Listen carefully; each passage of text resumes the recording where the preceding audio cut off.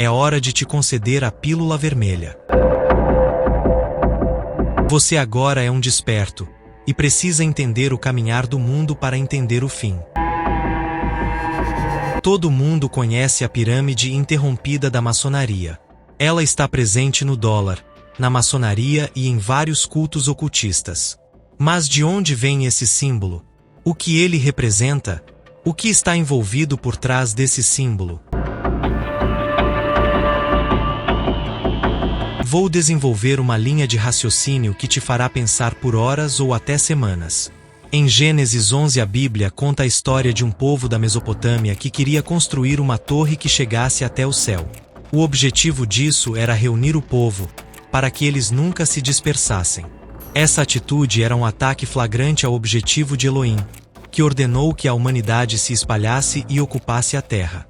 No livro História dos Hebreus de Flávio Joséfo, na edição da CPAD, página 37, ele nos conta que Deus ordenou que novas colônias, novos vilarejos fossem formados sempre em distância uns dos outros, para evitar problemas de convivência e de possível escassez. Elohim sempre dá ordens pensando no nosso bem-estar, mas tomamos seus conselhos como pura demonstração de poder ou como tirania. Sempre foi o objetivo de Deus a paz e a fartura, a prosperidade e a alegria. Porém, Nimrod era o rei da Mesopotâmia naquele tempo. Ele era neto de Cã, filho de Noé. Ficou famoso como grande caçador. Quem o conhecia o respeitava e o temia. Percebendo que os homens o temiam, tornou-se o primeiro governador da raça humana, consequentemente o primeiro tirano. Nimrod saiu dominando de Canaã até a região de Sinar, terra de Sem, seu tio-avô, trazendo para os nossos dias, ele governou de Israel ao Iraque. E Cuxi gerou a Nimrod. Este começou a ser poderoso na terra. E o princípio do seu reino foi Babel, Ereque, Acade e Calné, na terra de Sinar. Desta mesma terra saiu a Assíria e edificou a Nínive, Reobote, Calá e Rezem, entre Nínive e Calá. Gênesis 10, 8, 10, 11 e 12. Um detalhe importante, Nimrod não é o nome dessa pessoa, é um nome colocado depois do fracasso, tipo um apelido pejorativo. O nome Nimrod vem do hebraico, da raiz Himrid, que significa rebelde, rebelar-se, incitar revolta. Esse homem se revoltou contra Deus. Ainda segundo Joséfo, historiador judeu, esse caçador ensinou ao povo que seu sucesso dependia somente de si mesmo, que Deus nunca havia dado nada a ele, que tudo dependia unicamente de sua força de vontade. O discurso de Nimrod foi e ainda é forte, é apelativo e grosso, rude e blasfemo. Curiosamente vemos esse mesmo discurso hoje em dia, na boca de crentes. Sim, irmãos, já vi pastores dizerem que seu sucesso depende somente de você, que Deus não se mete nisso, que se você não se mover nada cairá do céu. Em outras palavras, você só tem o que você tem força para buscar, você só tem o que tem força para caçar.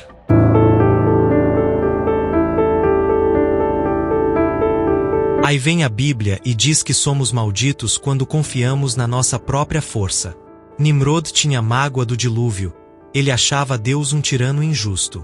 A tradição rabínica conta que ele desejava construir uma torre para fugir de um possível dilúvio, e ela deveria chegar ao céu para que ele pudesse pegar Deus. Estou colocando em minhas palavras, ele queria descer além em Jesus e se vingar de Deus pelo dilúvio. Preste atenção agora.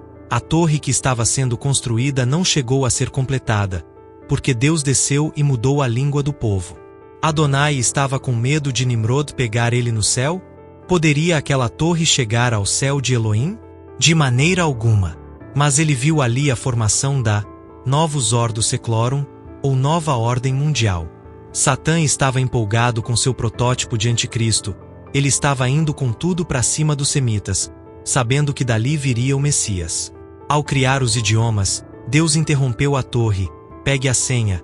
A torre foi interrompida, ficou inacabada, incompleta.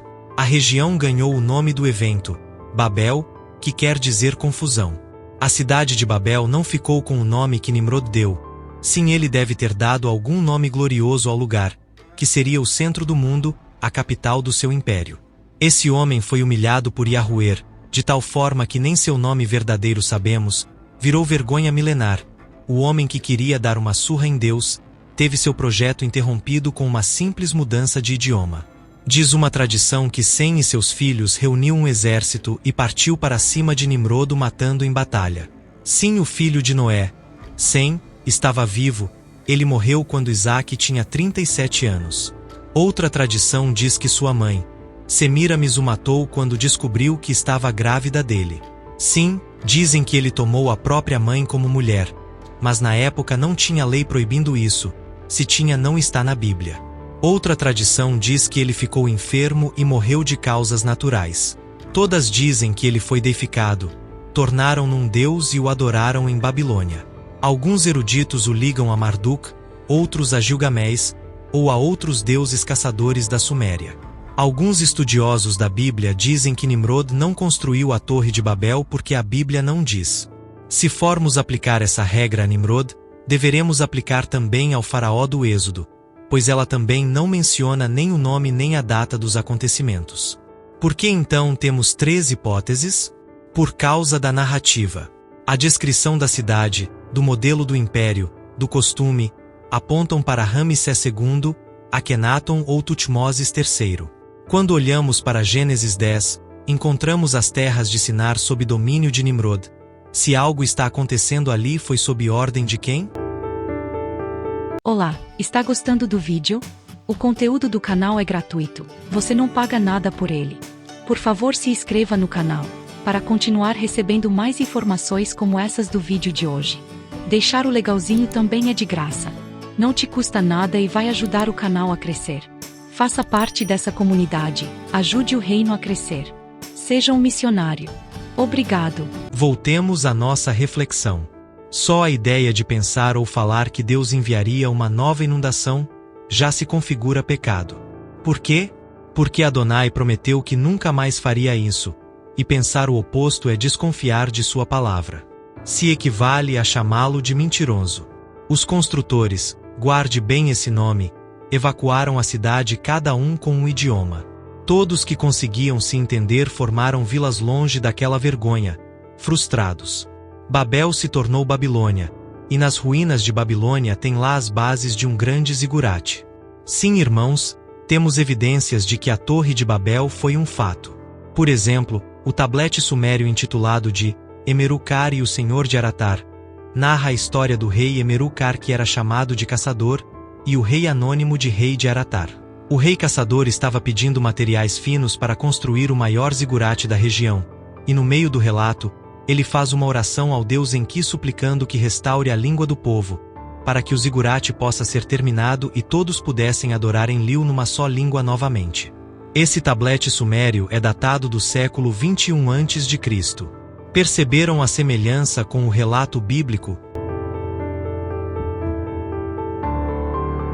Nimrod, o rei da terra de Sinar, poderoso caçador, líder da construção da torre e da confusão das línguas, em Babel.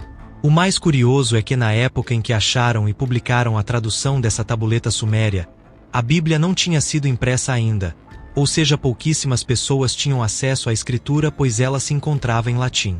O rei Nabucodonosor II, que viveu 600 anos antes de Cristo, construiu um zigurate sobre as bases de um antigo zigurate que havia em Babel. E essas ruínas, agora tanto do novo zigurate como do antigo, pois foi construído em cima dele, encontram-se no atual Iraque nas ruínas de Babilônia.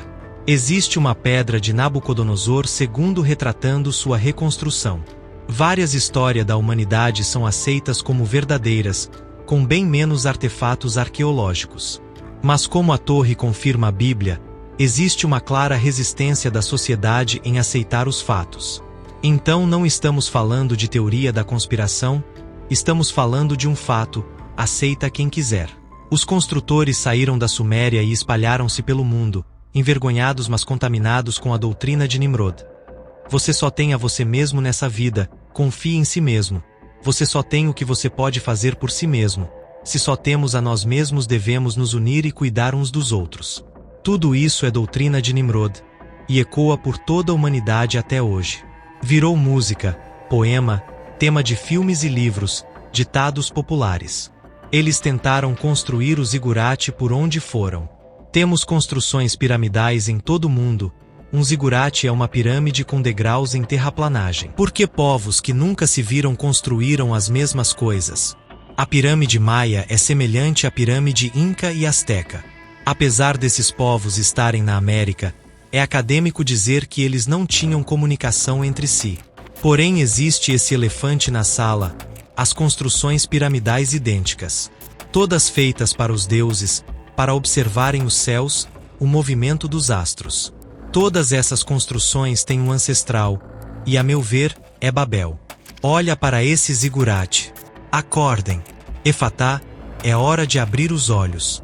Os construtores se espalharam pelo mundo, e até hoje desejam construir arranha-céus, porém não para fugir de um dilúvio. Qual o símbolo dos construtores? Eles se organizaram, e usam o compasso e o esquadro. Tudo sempre esteve diante de seus olhos. Vamos prosseguir. Esse desejo de construir zigurates vem dos construtores de Babel. Eles saíram envergonhados, mas determinados a terminar sua torre um dia, quando o mundo voltasse a falar um idioma comum. Lembra das perguntas feitas no início do vídeo? De onde vem a imagem da pirâmide interrompida? Você já pode responder essa pergunta. Qual construção piramidal foi interrompida? A palavra maçom significa construtor. A maçonaria é uma entidade internacional que tem por objetivo construir uma sociedade melhor. Ela deseja unificar o povo, tornar todos unidos e prega a igualdade. O espírito de união, de camaradagem, de fraternidade está presente na maçonaria. O legado dos construtores foi passado milênio após milênio. Toda vez que o mundo está perto de ser unificado, o Eterno envia um vento e impede sua formação. Isso será assim até que a pausa profética termine. Satã foi chamado por Yeshua de príncipe deste mundo, deste sistema de coisas. Ele é o falso Deus deste século, o espírito do anticristo. Anticristo não quer dizer que ele luta contra Jesus, mas que ele se opõe à obra de Jesus, que é salvar a humanidade, objeto do ódio de Satã. Então ele vai se opor à obra salvadora de Yeshua, tentando nos impedir de invocar Jesus e sermos salvos.